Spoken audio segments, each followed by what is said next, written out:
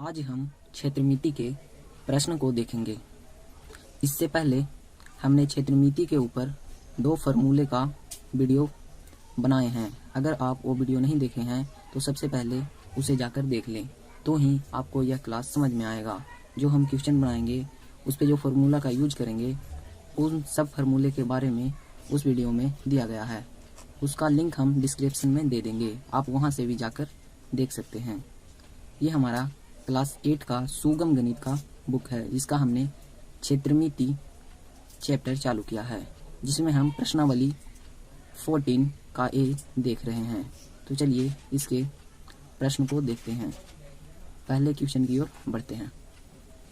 चलिए पहला क्वेश्चन आपके मोबाइल स्क्रीन पर दिख रहा है, आप उसे ध्यान से पढ़ लें ताकि आपको अच्छी तरह से समझ में आए, और हम भी अपने बुक में पढ़ते हैं। त्रिभुज ABC में BC बराबर 18 सेंटीमीटर और BC से एक की दूरी 6 सेंटीमीटर है। त्रिभुज का क्षेत्रफल बताइए। तो यहाँ पे हमें त्रिभुज ABC दिया हुआ है, तो सबसे पहले हम एक त्रिभुज ABC बना लेते हैं। हम एक त्रिभुज यहाँ पे बना लेते हैं। ये एक त्रिभुज हमने बना लिया ABC, जहाँ पे हमें BC बराबर 18 सेंटीमीटर दिया हुआ है, और यानी कि यहाँ से यहाँ की दूरी 18 सेंटीमीटर है, और बोल रहा है BC से H की दूरी, यानी ये जो BC है इससे H की दूरी, मतलब कि इसकी ऊंचाई यानी H दिया हुआ है 6 सेंटीमीटर, यानी H हमारा 6 सेंटीमीटर है। ये जो BC हुआ यानी ये BC यानी आधार, ये हमारा आधार हुआ, और हमें इस त्रिभुज का क्षेत्रफल पूछ रहा है कि क्या होगा। तो चलिए निकालते हैं त्रिभुज का क्षेत्रफल। त्रिभुज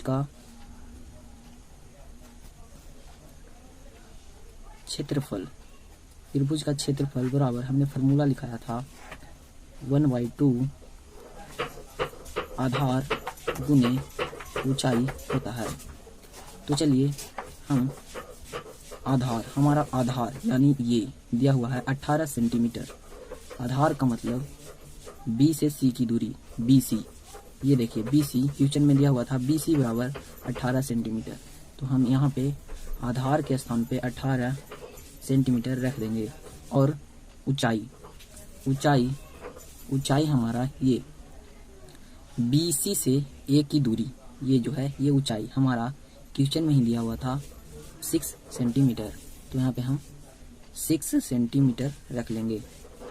आगे देखिए यहाँ पे 1/2, यहाँ पे देखिए आप 18, यहाँ पे भी सेंटीमीटर है और यहाँ पर भी सेंटीमीटर है। तो ये सेंटीमीटर और ये सेंटीमीटर दोनों गुना में है, सेंटीमीटर इंटू सेंटीमीटर, ऐसे कर देते हैं, सेंटीमीटर गुने सेंटीमीटर। आगे देखिए यहाँ हम 2 से इसे काट देते हैं, 9 दूना 18, यहाँ पे हो जाएगा 9 छक 54, यहाँ पे centimetre into centimetre, centimetre square. ये हमारा त्रिभुज का क्षेत्रफल आ गया। त्रिभुज का क्षेत्रफल, यहाँ पे हम त्रिभुज ABC भी लिख सकते थे। त्रिभुज ABC का क्षेत्रफल 54 सेंटीमीटर स्क्वायर। चलिए अगला क्वेश्चन देख लेते हैं। Question number 2। क्वेश्चन को आप ध्यान से पढ़ लें जो आपके स्क्रीन पर शो हो रहा है। दूसरा नंबर क्वेश्चन है, यदि किसी समचतुर्भुज के विकर्णों की लंबाइयों का गुणनफल A सेंटीमीटर स्क्वायर हो तो समचतुर्भुज का क्षेत्रफल निम्नांकित में से कौन होगा। यहाँ पे 4 ऑप्शन दिया हुआ है। तो चलिए सबसे पहले हम एक समचतुर्भुज बना लेते हैं।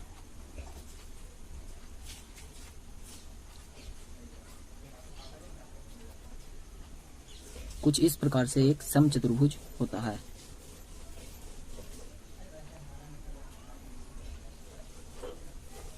जिसके चारों भुजें बराबर होते हैं, लेकिन जो विकर्ण होता है वो बराबर नहीं होता है।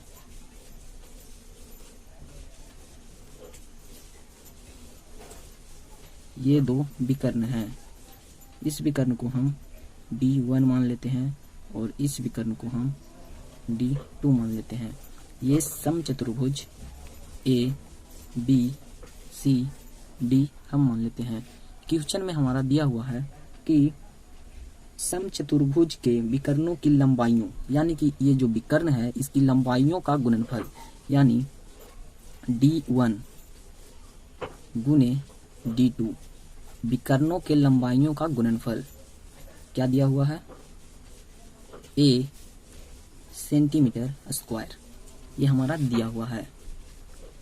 तो हमें पूछ रहा है कि समचतुर्भुज का क्षेत्रफल क्या होगा। तो हम जानते हैं कि समचतुर्भुज का क्षेत्रफल बराबर होता है 1/2 दोनों विकर्णों की लंबाइयों का गुणनफल, यानी D1 इंटू D2। 1/2 हमारा ये D1 इंटू D2, यानी कि दोनों विकर्णों के लंबाइयों का गुणनफल A सेंटीमीटर स्क्वायर दिया हुआ है। तो हम यहाँ पे A सेंटीमीटर स्क्वायर रख देते हैं, A सेंटीमीटर स्क्वायर। और ये जो हो गया हमारा समचतुर्भुज का क्षेत्रफल हो गया। देखिए चारों में से कौन सा ऑप्शन है, ये हमारा चौथा नंबर ऑप्शन सही है। इसका सही आंसर हो जाएगा चौथा नंबर। चलिए अगला क्वेश्चन देखते हैं। अगला क्वेश्चन तीसरा क्वेश्चन है, आप पढ़ लीजिए, आपके स्क्रीन पर शो हो रहा है। एक समलंब चतुर्भुज की समांतर भुजाएं x सेंटीमीटर और 22 सेंटीमीटर है तथा उनके बीच की दूरी 30 सेंटीमीटर है। तो समलंब चतुर्भुज का क्षेत्रफल निम्नांकित में कौन सा होगा। देखिए इस समलंब और समचतुर्भुज इस सब के बारे में हमने फॉर्मूले वाले वीडियो में अच्छी तरीके से बताए हैं। आप पहले वहां देख लेंगे तो आपको समझ में आ जाएगा कि ये समलंब चतुर्भुज कैसा होता है, इसके क्षेत्रफल निकालने के फॉर्मूले क्या होते हैं। इस तरह से आपको समझ में आ जाएगा। चलिए फिर भी हम यहाँ पे इसके चित्र बनाते हैं। समलंब चतुर्भुज,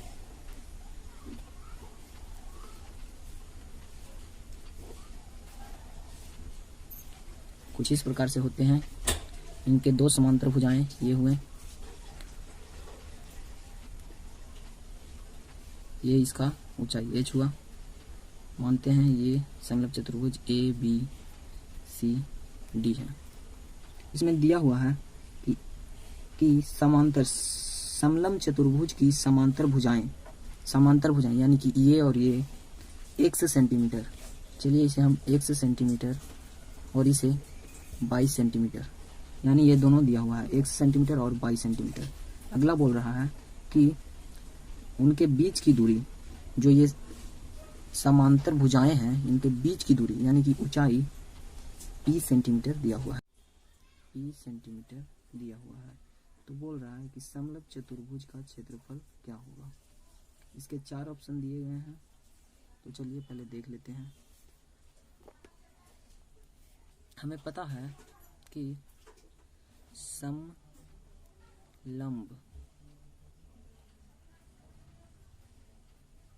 चतुर्भुज का क्षेत्रफल जो होता है वो होता है 1/2। ये जो समांतर भुजाएं हैं इन दोनों भुजाओं का योगफल मतलब AB यानी ये भुजा ऊपर वाला ए बी और नीचे का ये D C plus D C, हमारा यहाँ पे ए बी बराबर दिया हुआ है x सेंटीमीटर, तो रखेंगे x centimetre plus D C यानी सी डी बराबर दिया हुआ है 22 सेंटीमीटर, तो यहाँ पे हम 22 सेंटीमीटर ये हमें यहाँ पे रखना है। दोनों समांतर भुजाओं का योगफल, तो दोनों ये समांतर भुजाएं हैं, इसका योगफल हम वहाँ पे आया x सेंटीमीटर प्लस 22 सेंटीमीटर और गुने ऊंचाई हमारा यहाँ पे p सेंटीमीटर दिया हुआ है, तो हम p सेंटीमीटर रख लेंगे। अब देखिए सेंटीमीटर और सेंटीमीटर दोनों स्थान पे है, तो सेंटीमीटर को हम कॉमन कर लेते हैं। इसके अंदर में बचेगा यहाँ पे x प्लस 22 गुने p सेंटीमीटर। अब देखिए 1/2 x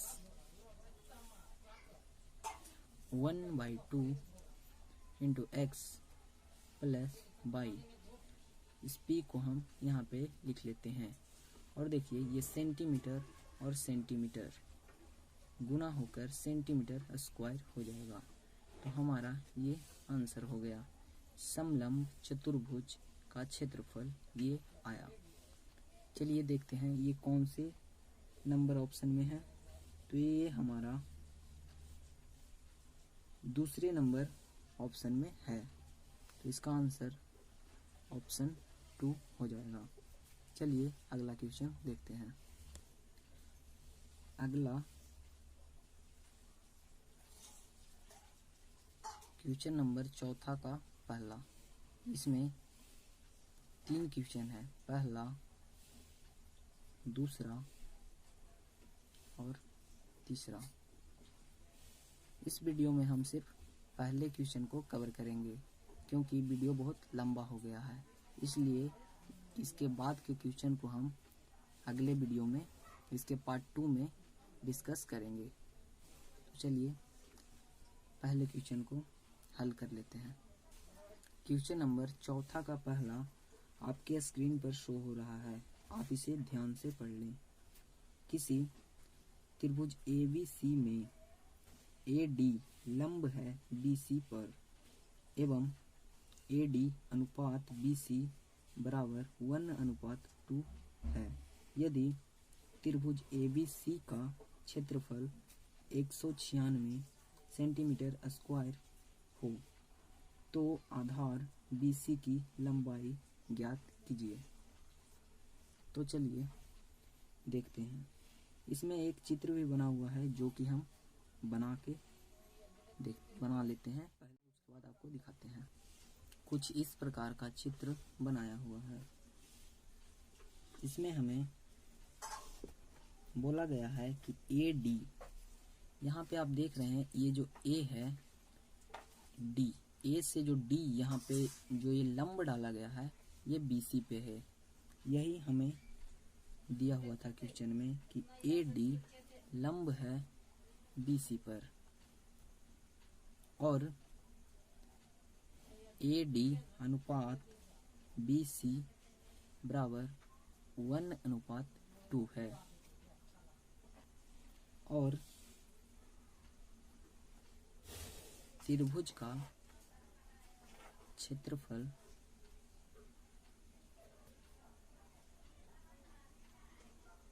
196 सेंटीमीटर स्क्वायर दिया हुआ है। वो बोल रहा है कि BC क्या होगा बताइए। तो चलिए सबसे पहले हम देख लेते हैं AD अनुपात BC बराबर 1:2 है। इसे हम ऐसे भी लिख सकते हैं AD बटा BC बराबर 1/2। अब आप यहाँ पे इस 1/2 को ध्यान से देखिए। यहाँ पर आप ये नहीं कह सकते कि AD बराबर 1 दिया हुआ है और BC बराबर 2 दिया हुआ है, क्योंकि ऐसा नहीं है। यहाँ पे भिन्न में सबसे न्यूनतम मान रखा गया है, काट कर जो सबसे छोटी संख्या आई है उसे यहाँ पे रखा गया है। इसमें x गुना होगा पहले से, जो कि हम यहाँ पे x इस तरह से काट दिए होंगे तो हमारा 1/2 आया है। तो हम इसी प्रकार से AD बराबर 1x मान लेते हैं और BC बराबर 2x मान लेते हैं। और चूंकि हमें दिया हुआ है त्रिभुज का क्षेत्रफल, त्रिभुज का क्षेत्रफल होता है 1/2 आधार गुने ऊंचाई। अब देखिए, ध्यान दीजिएगा, यहाँ पे जो AD दिया हुआ है वो हमारा देखिए A से D, यानी कि ये हमारा ऊंचाई ही दिया हुआ है, यानी इस AD यानी ये ऊंचाई दिया हुआ है। और ये BC जो है, अब ध्यान से देखिए, BC यानी ये हमारा आधार, ये हमारा आधार यानी बेस आधार दिया हुआ है। तो हम और देखिए त्रिभुज का क्षेत्रफल ये भी हमें यहाँ पे दिया हुआ है, तो हम त्रिभुज के क्षेत्रफल के स्थान पे इसका क्षेत्रफल रख देंगे और आधार बेस 2x गुना यहाँ पे 1x यानी x, 1x का मतलब x, एक x मतलब x। अब देखिए, इसे हम यहाँ से ऐसे भी काट सकते हैं, इस 2 से 2 कट गया, ये जो 2 था यहाँ पे कुछ इस प्रकार से था 2x यानी 2 गुने x, कुछ इस प्रकार से था, जिसके चलते हमने 2 से 2 काट दिया। अब देखिए 196 सेंटीमीटर स्क्वायर बराबर यहाँ पे x और गुना में x, 2x बचा है यानी x गुने x, यहाँ पे हो जाएगा x स्क्वायर। चलिए इस x को हम इस साइड लिख लेते हैं, x स्क्वायर बराबर 196 सेंटीमीटर स्क्वायर। अब हम इस स्क्वायर को इस साइड में भेजते हैं, तो ये रूट में हो जाएगा 196 सेंटीमीटर स्क्वायर। अब देखिए, यहाँ पे हम जानते हैं कि ये जो हमारा 196 196 है, ये 14 का स्क्वायर है और यहाँ पे सेंटीमीटर स्क्वायर लिखा हुआ ही है, इसका मतलब सेंटीमीटर गुने सेंटीमीटर। हमें पता है कि रूट से बाहर तभी निकलेगा जब एक जोड़ा में हो, यानी 2 हो, एक जोड़ा में हो, तो ये एक जोड़ा में है तो इसका एक बाहर निकल जाएगा। मुझे आशा है ये सब आपको पहले से आती होगी, क्योंकि अब आप क्लास 8 में आ चुके हैं तो ये सब आना जरूरी है। यहाँ पे 14 सेंटीमीटर हमारा आंसर हो जाएगा। सॉरी, ये हमारा आंसर नहीं हुआ, ये अभी x का मान आया है। अब देखिए, यहाँ पे हम AD बराबर 1x माने थे, 1 गुने x का मान यहाँ पे हमारा 14 आया है, तो 14 यहाँ पे रख देंगे, यानी 14 रख दिए तो यहाँ पे हमारा 14 ही आया, यानी 14 सेंटीमीटर।